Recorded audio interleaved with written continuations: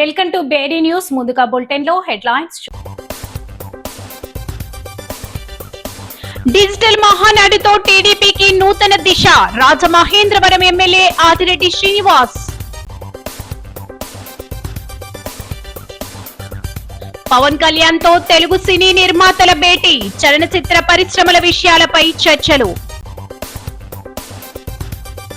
June 3 నుంచి శతమానం భవతి మహాయజ్ఞం వెల్లడించిన శ్రీ నిత్య విద్యానంద భారతీ స్వామి. నిధులు కేటాయిస్తే జెట్ స్పీడ్ లో పనిచేస్తాం. గోదావరి పుష్కరాలపై ఎమ్మెల్సీ సోము వీర్రాజు. గోదావరి నది కలుషితం కాకుండా చూడాలి. పవన్ కళ్యాణ్ పర్యటనపై టీకే విశ్వేశ్వరరెడ్డి. శ్రీ వైఎస్ జగన్మోహన్ రెడ్డి ఆదేశాల మేరకు కాకినాడ జిల్లా పెద్దాపురం నియోజకవర్గ సమన్వయకర్త శ్రీ దవులూరి దొరబాబు ఆధ్వర్యంలో బిఎల్ఏల సిఐఆర్ అవగాహన సదస్సు నిర్వహించారు. ఈ యొక్క కార్యక్రమానికి ముఖ్య అతిథులుగా శ్రీ దాడిశెట్టి రాజా, మాజీ మంత్రివర్యులు, కాకినాడ జిల్లా అధ్యక్షులు దాట్ల సూర్యనారాయణరాజు, పలువురు సీనియర్ నాయకులు పాల్గొని కార్యక్రమాన్ని ముందుకు సాగించారు. ఈ యొక్క కార్యక్రమానికి భారీ సంఖ్యలో వైఎస్ఆర్సీపీ నాయకులు, కార్యకర్తలు, అభిమానులు పాల్గొన్నారు. అందరికీ నమస్కారం అండి. స్పెషల్ ఇంటెన్సివ్ రివిజన్ సర్లో భాగంగా మా కాకినాడ జిల్లాలో అన్ని నియోజకవర్గాల్లోని వైఎస్ఆర్ కాంగ్రెస్ పార్టీ నాయకులు, కార్యకర్తలు అందరితో కలిపి మీటింగ్స్ కంప్లీట్ చేయడం జరిగింది.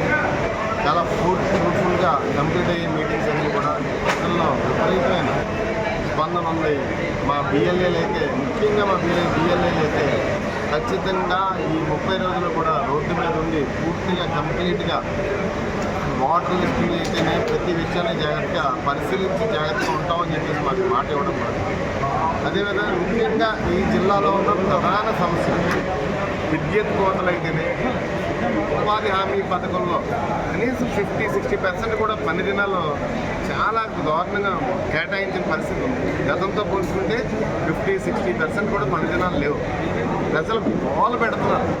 మరి ప్రతిపక్షంగా మేము ప్రశ్నిస్తుంటే, లేకపోతే మా నాయకుడు జగన్మోహన్ రెడ్డి గారు ప్రశ్నిస్తుంటే, మరి వ్యక్తిగత దోషంలో ఎప్పుడో ఉమ్మడి రాష్ట్రంలో 27 సంవత్సరాల క్రితం జరిగిన సంఘటనలు అవి తీసుకొచ్చి ఇదేదో ఇప్పుడు ఏదో ఇక్కడున్న ఈ రాష్ట్రంలో ఉన్న సమస్యలకు అయ్యే అవసరంలాగా, ఈ రాష్ట్రంలో ఉన్న నిరుద్యోగులకు ఆ సమస్యలు ఏదో అవసరంలాగా రకరకాల మాటలు దోషంలో తీసుకొచ్చి, ముఖ్యంగా మేమే మర్డర్ చేసామంటారో మేము మంచోడు అని చెప్తారు డిబేట్లో కూర్చొని ఓపెన్గా. ఇంకా ఆ విధమైన డిబేట్లు ఎక్కడ చూడలేదు ఈ రాష్ట్రంలో తప్పిస్తే. మేమే మర్డర్లు చేసామంటాం, మేమే మంచోళ్ళు అంటాం.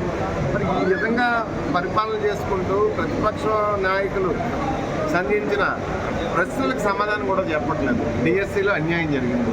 మరి లక్షలాది నిరుద్యోగులు మరి రాష్ట్రంలో గుబులు చెందుతున్నారు. కనీసం వాళ్ళకి అవగాహన కోసం అన్నా ఇక ఆ విధమైన జరగలేదు, ఆ విధంగా ఇలాగ మాట్లాడుతున్నారు, ఆ విధంగా జరగలేదు అని చెప్పేసి కనీసం విద్యాశాఖ మంత్రి గారు నిరుద్యోగులకు ధైర్యం చెప్పాల్సిన అవసరం ఉంది కదా. అంతేగాని జగన్ గారు తాతయ్య గారు, జగన్ గారు తండ్రి గారు వారు ఏం చేశారు ఈ రాష్ట్రం, ఉమ్మడి రాష్ట్రంలో ప్రజలందరికీ తెలుసు.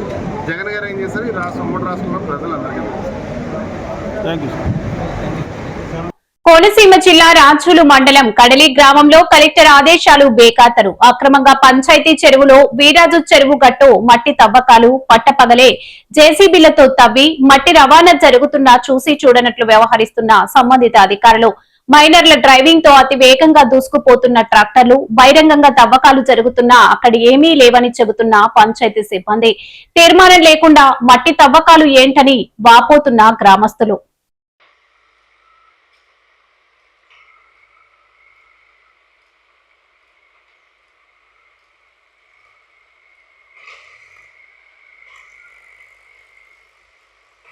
స్థానిక సంస్థల ఎన్నికల్లో వైసీపీ జెండా ఎగరవేయాలి.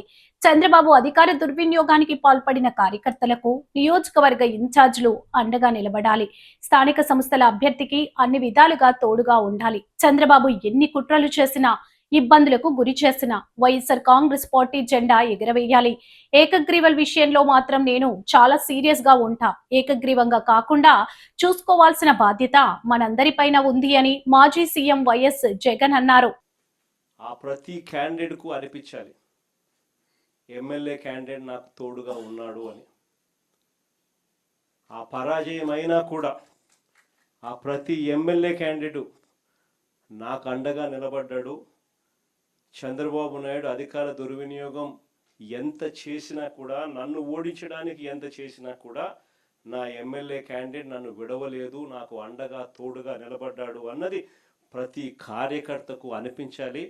ఆ విధంగా మీరు కార్యకర్తల మనసులు గెలుచుకునే కార్యక్రమం ఈ ఎన్నికల ద్వారా జరగాలి.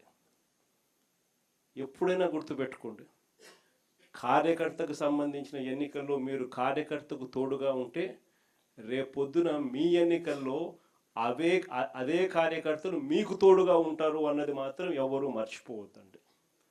ఇది చాలా ఖచ్చితంగా నేను చెప్తా ఉన్నా. చంద్రబాబు నాయుడు గారు అనే వ్యక్తి ఎన్ని కుట్రలు చేసినా, ఎంతగా ఇబ్బందులు పెట్టినా కూడా ఖచ్చితంగా స్థానిక సంస్థల ఎన్నికల్లో ప్రతి చోట వైఎస్ఆర్ కాంగ్రెస్ పార్టీ తరఫున జెండా ఎగరేయాలి.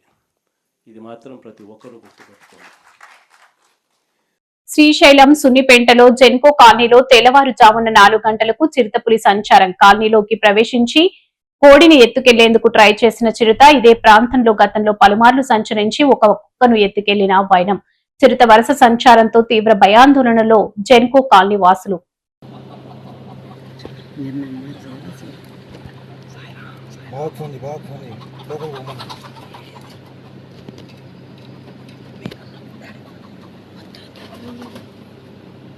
పోయిందా?